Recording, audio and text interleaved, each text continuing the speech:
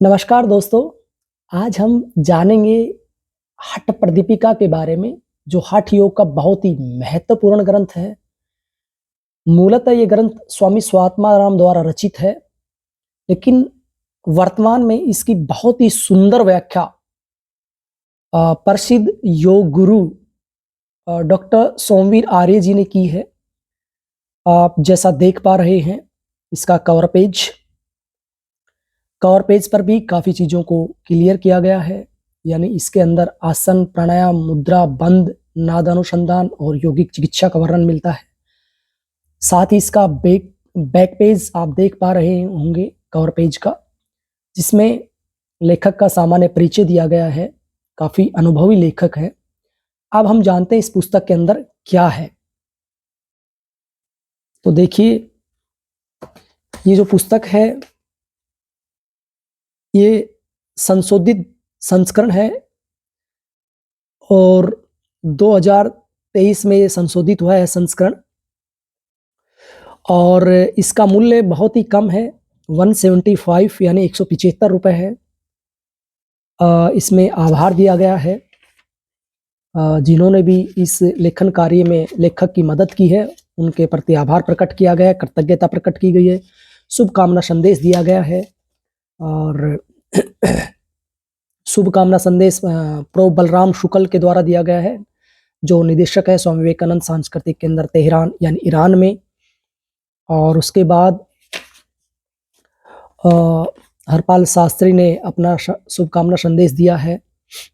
इसके बाद हठ प्रदीपिका का संक्षिप्त परिचय दिया गया है कि यह जो पुस्तक है क्यों विद्यार्थियों के लिए उपयोगी है और कौन से अध्याय में क्या दिया गया है, उसका सामान्य सार रूप में परिचय दिया गया है।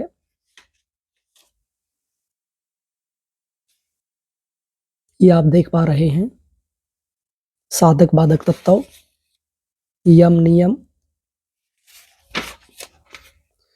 लगभग इसका ये सार रूप में पढ़कर भी बच्चे को काफ़ी चीज़ें क्लियर हो जाती हैं। ये विषय सूची है, कंटेंट है इसका, यानी जो इसके 5 जो उपदेश हैं। देखिए, काफ़ी पुस्तकों में 4 उपदेश मिलते हैं, इसमें 5वां भी दिया गया है ताकि बच्चों को क्लियर ना हो और पता चले 5वें उपदेश के अंदर क्या है। तो पंचम जो उपदेश है इसका, उसमें यौगिक चिकित्सा है। हालांकि इसके 4 प्रमुख उपदेश माने जाते हैं, लेकिन कुछ जो टेक्स्ट है मूल प्राचीन, उनमें 5 भी दिए गए हैं। तो 5वां यौगिक जो चिकित्सा है उसका भी इसमें वर्णन मिलता है। अब देखिए, जो प्रथम उपदेश है उसमें आसन का वर्णन है और ग्रंथ का आरंभ होता है। तो इसमें बताया गया है, जैसे पहला श्लोक आप देख रहे हैं और उसके बाद दूसरा श्लोक है और उसकी बहुत ही सरल व्याख्या की गई है, देख पा रहे हो आप। जो बच्चे नो सीखे हैं, यानी योग से नए नए जुड़े हैं और जो कुछ जानना चाहते हैं, सीखना चाहते हैं, समझना चाहते हैं, तो देखिए, ये जैसे श्लोक है, योगी के लिए उपयुक्त स्थान कैसा हो, उसका अर्थ भावार्थ दिया गया है। और फिर विशेष लिखा गया है, यानी धनुष की लंबाई अर्थात 4 हाथ, लगभग 12 फीट की दूरी तक, क्योंकि यही चीज लेखक समझाना चाहते हैं और भाषा की जो कठिनता है उसको दूर करना चाहते हैं, स्पष्ट करना चाहते हैं हर श्लोक को, हर विषय को। भावार्थ के साथ साथ कुछ जगह पर जहाँ समझने में कठिनाई होती है, वहाँ पर विशेष करके भी चीज़ें दी गई हैं। जैसे साधक तत्व है, तो साधक तत्व का श्लोक है और उसके बाद उसका डायग्राम बनाया गया है बहुत ही सुंदर ढंग से, फिर भावार्थ दिया गया है और उनकी व्याख्या की गई है।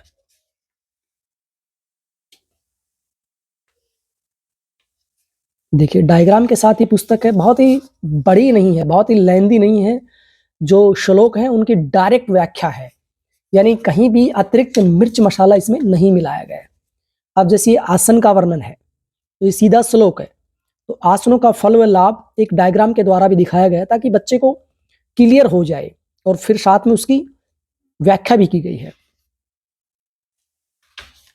ये देखिए, पश्चिमोत्तानासन के जो लाभ है वो ऊपर डायग्राम के द्वारा दिखाए गए हैं, फिर नीचे उनका भावार्थ दिया गया है। तो बहुत ज़्यादा पेजेज भी इसमें नहीं है और बहुत ज़्यादा अतिरिक्त बातें भी इसमें नहीं लिखी गई हैं, है ना। ये देखिए, ये प्राणायाम के बारे में है।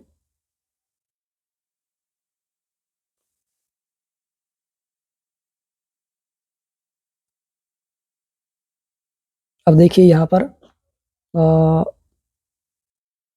विशेष करके लिखा गया है कि इस श्लोक में प्राण के महत्व को दर्शाया गया है।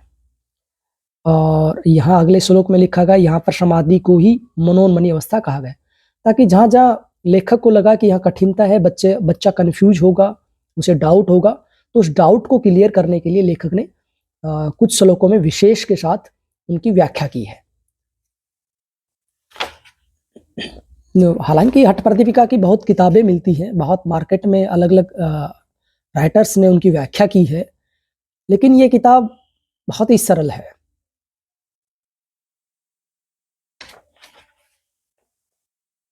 ये आप देख पा रहे हैं इसके। अब हम इसके अंत में चलते हैं, पीछे की तरफ।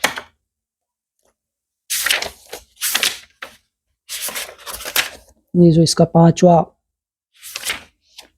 जो अंतिम उपदेश है, उसकी व्याख्या भी है। जैसे कफ से उत्पन्न रोग व उसका समाधान क्या दिया गया है। कफ से उत्पन्न रोग, जैसे नेट में भी सीधा प्रश्न आता है श्लोक के अकॉर्डिंग, हृदय, खांसी, हिचकी, दमा, सिर दर्द आदि।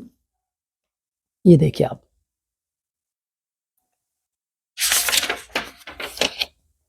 तो पित्त के रोगों की चिकित्सा कैसे करें बताया है। तेल मालिश करें, गर्म पानी से स्नान करें, घी व खीर जैसे पदार्थों का सेवन करें। तो इस तरह से बहुत ही साधारण शब्दों में बहुत ही सरल व्याख्या डॉक्टर सोमवीर आर्य जी ने की है इस पुस्तक की। और ये पुस्तक का अंतिम पेज है। वर्तमान में doctor Somvir Arya ji director of Indian culture हैं सूरीनाम, दक्षिण अमेरिका में।